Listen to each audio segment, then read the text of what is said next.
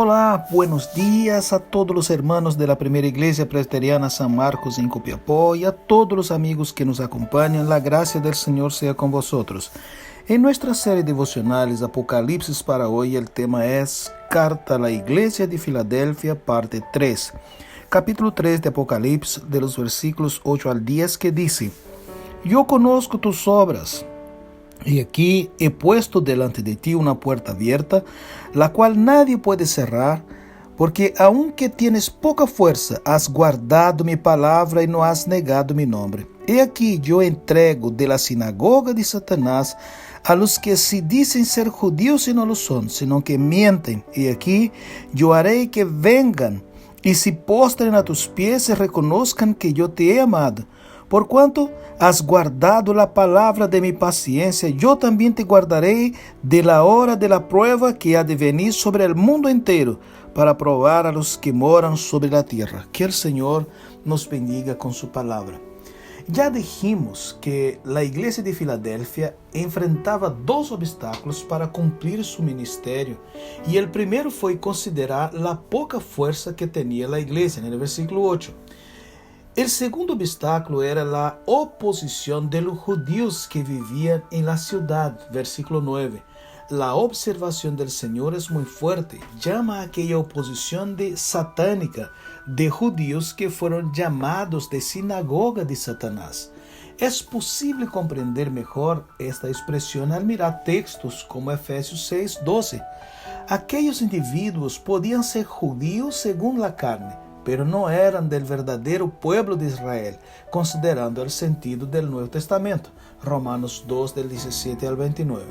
Es cierto que los judíos poseen una gran herencia, pero esto no quiere decir que tienen garantizada la salvación, Mateo 3, del 7 al 12 y Juan 8, del 33 al 35.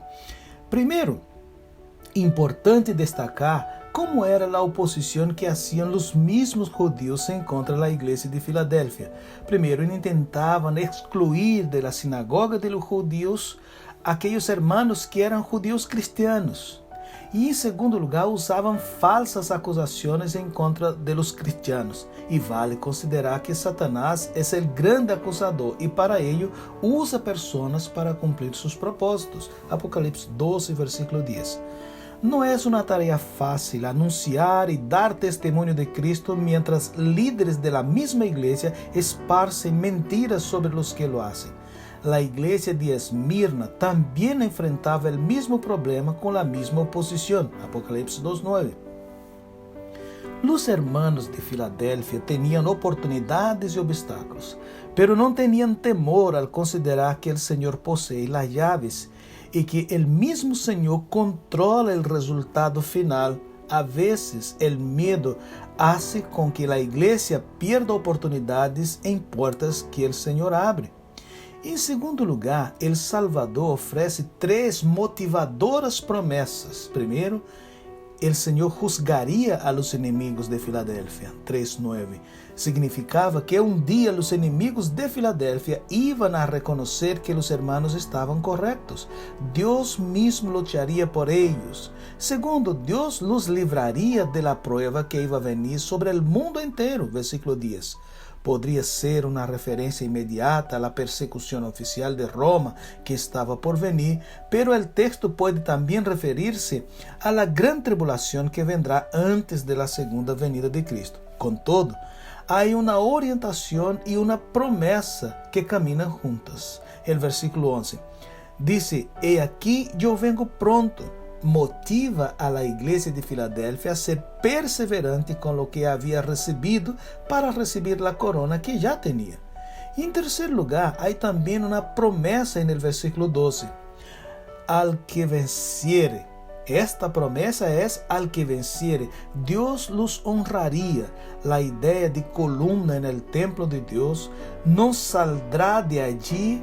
También son promesas el nombre en la ciudad de mi Dios, haciendo referencia a la ubicación de Filadelfia, una ciudad sísmica.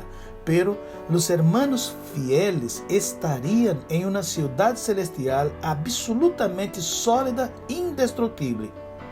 La Iglesia de Cristo hoy tiene en común con la Iglesia de Filadelfia el hecho de que el Señor ha abierto muchas puertas de ministerio y predicación del Evangelio. La Iglesia no debe temer, debe confiar en el llamado y en la autoridad de Cristo para cumplir su misión. Que Dios nos bendiga con su palabra.